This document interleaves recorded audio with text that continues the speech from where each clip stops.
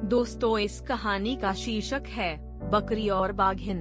कहानी शुरू करने से पहले आपसे निवेदन है कि कहानी अच्छी लगी तो लाइक और शेयर जरूर करें। आप इस चैनल पर नए हैं तो चैनल को सब्सक्राइब करें और घंटी को दबा दें। अब कहानी शुरू करते हैं। बहुत पुरानी बात है। एक गांव में एक बूढ़ा और बुढ़िया रहते थे। वे दोनों बड़े दुखी थे क्योंकि उनके बच्चे नहीं थे। दोनों कभी कभी बहुत उदास हो जाते थे और सोचते थे हम ही हैं जो अकेले जिंदगी गुजार रहे हैं। एक बार बूढ़े से बुढ़िया ने कहा, मुझे अकेले रहना अच्छा नहीं लगता है, क्यों न हम एक बकरी को घर ले आए। उसी दिन दोनों हाट में गए और एक बकरी खरीद कर घर ले आए। 6 कौड़ी में वह बकरी खरीद कर लाए थे, इसीलिए वे बकरी को 6 कौड़ी नाम से पुकारते थे। बुढ़िया माई बहुत खुश थी बकरी के साथ।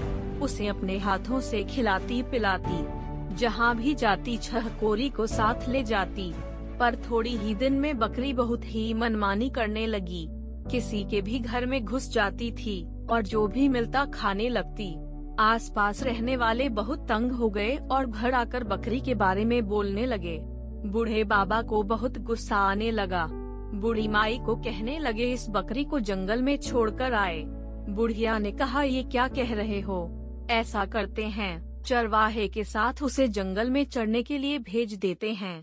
बकरी चराने वाले चरवाहे के साथ बकरी जंगल जाने लगी, लेकिन थोड़े ही दिन में चरवाहे भी बहुत तंग हो गया। 6 कौड़ी उसका कहा जो नहीं मानती थी।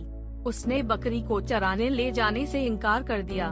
बकरी फिर से घर में रहने लगी और अब उसे बच्चे हो गए और बच्चे भी सबको तंग करने लग गए। अब बुढ़िया भी परेशान हो गई। उसने कहा, मैं और इनकी देखभाल नहीं कर सकती। बूढ़े बाबा ने बकरी और उसके बच्चों को जंगल में छोड़ दिया। बकरी और उसके बच्चे मिली और लिली जंगल में घूमने लगे, फूल पत्ते सब खाने लगे। एक दिन अचानक एक बाघिन से मुलाकात हो गई। बाघिन मिली और लिली को देख रही थी और सोच रही थी कब इन दोनों को खाऊंगी। बाघिन को देखकर बकरी को समझ में आ गया कि बाघिन क्या सोच रही है। बकरी को बहुत डर लगा, पर हिम्मत करके वह बाघिन के पास गई और अपना सर झुकाकर उसने कहा, दीदी प्रणाम। अब बाघिन तो बहुत अचंभे में पड़ गई। ये बकरी तो मुझे दीदी कहकर पुकार रही है, उसके बच्चों को कैसे खाऊं? बाघिन ने कहा, तू कहाँ रहती है? बकरी ने कहा, क्या कहूँ दीदी, रहने के लिए कोई जगह ही नहीं है हमारे पास। बाघिन ने कहा, तो तेरे पास रहने के लिए कोई जगह ही नहीं है? ऐसा कर, मेरे साथ चल, मेरे पास 2 मांद है, एक में तू अपने बच्चों के साथ रह जा। बकरी बड़ी खुशी से बाघिन के पीछे पीछे चल दी।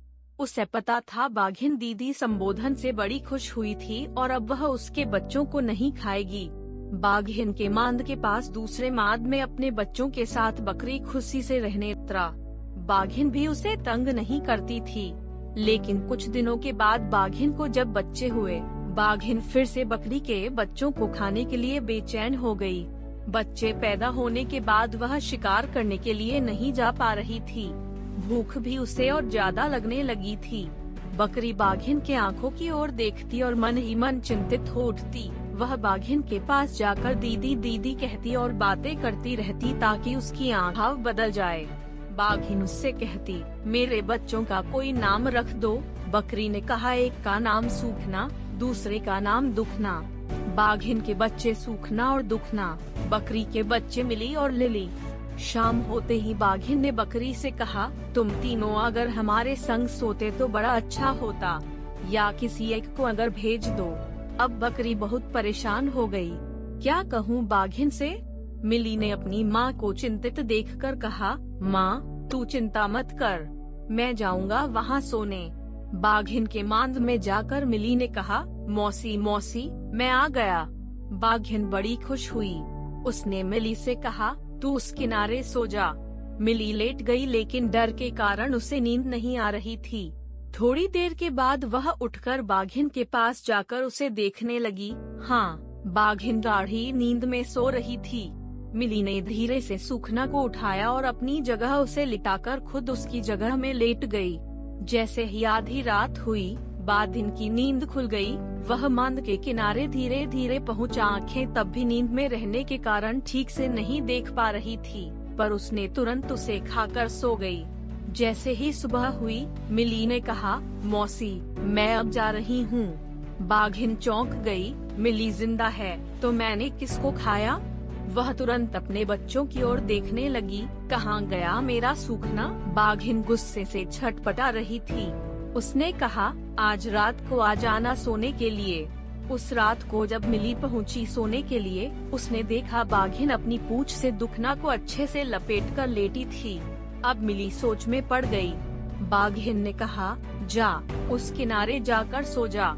मिली उस किनारे जाकर लेट गई, लेकिन उसे नींद नहीं आ रही थी। वह धीरे से माद से बाहर आ गई और चारों ओर देखने लगी। उसे एक बड़ा सा खीरा दिख गया। उसने उस खीरे को उठाकर माद के किनारे पर रख दिया और खुद अपनी माँ के पास चली आई। सुबह होते ही मिली ने बाघिन के पास जाकर कहा, मौसी अब मैं जा रही हूँ। बाघिन उसकी ओर देखती रह गई और फिर उसे डकार आया। यह तो खीरे का डकार आया, तो इस बार मैं खीरा खा गई। बाघिन बहुत गुस्से से मिली की ओर देखने लगी। मिली धीरे धीरे माद से बाहर निकल आई और फिर तेजी से अपनी माँ के पास पहुँची।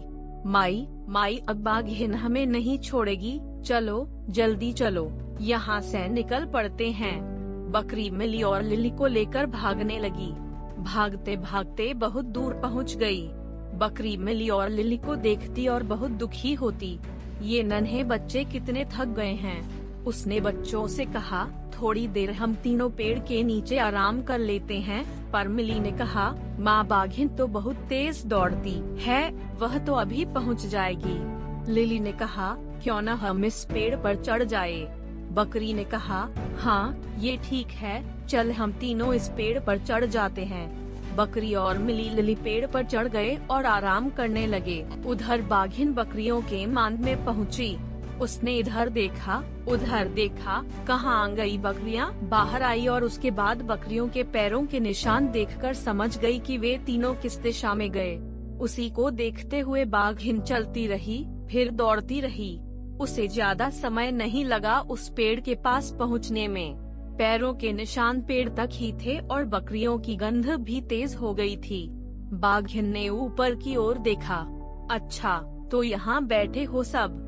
बाघिन ने कहा, अभी तुम तीनों को मैं खा जाऊंगी, अभी ऊपर आती हूँ। मिली और लिली तो डर गई, डर के माँ से लिपट गई।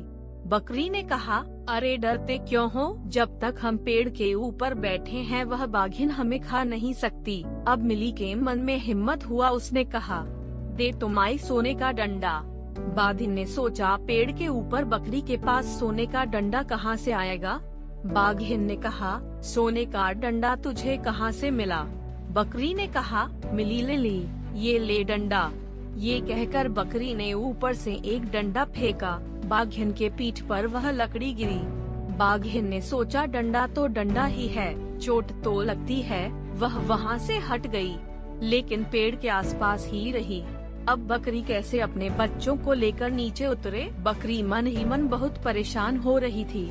उधर बाघिन परेशान थी ये सोचकर कि कब तक उस बकरियों के इंतजार में पेड़ के नीचे रहना पड़ेगा। तभी बाघिन ने देखा वहाँ से 3-4 बाघ जा रहे हैं। सबसे जो बड़ा बाघ था उसका नाम था भंडा। बाघिन भंडा के पास गई और उस पेड़ की ओर संकेत किया जिस पर बैठी थी बकरियाँ। भंडा तो बहुत खुश हो गया। वह अपने साथियों को साथ लेकर पेड़ के नीचे आकर खड़ा हो गया। बकरी अपने बच्चों से कह रही थी, डर किस बात का? ये सब नीचे खड़े होकर ही हमें देखते रहेंगे। लेकिन तभी उसने देखा कि भंडा पेड़ के नीचे खड़ा हो गया। उसके ऊपर बाघिन, बाघिन के ऊपर और एक बाघ, उसके ऊपर एक और बाघ। अब तो चौथा बाघ पेड़ के ऊपर तक आ जाएगा। बकरी अब डर गई थी, कैसे बचाए बच्चों को? तभी मिली ने कहा, दे तुम्हारी लोहा के डंडा, कमर तर उतरी के भंडा। ये सुनकर भंडा, जो सबसे नीचे था, भागने लगा और जैसे ही वह भागने लगा, बाकी सब बाघ धड़ाम धड़ाम जमीन पर गिरने लगे। गिरते ही सभी बाघ भागने लगे। सबको भागते देख बाघिन भी भागने लगी। बकरी ने कहा, चल मिली चल ले ली, हम भी यहाँ से भाग जाए, नहीं तो बाघिन फिर से आ जाएगी। बकरी अपने बच्चों को साथ लिए दौड़ने लगी। दौड़ते दौड़ते जंगल से बाहर आ गए। तीनों सीधे बूढ़ी माई के घर आ गए और बूढ़ी माई को चारों ओर से घेर लिया। बूढ़ी माई और बूढ़ा बाबा उन तीनों को देखकर बड़े खुश हुए। अब सब एक साथ खुशी खुशी रहने लगे।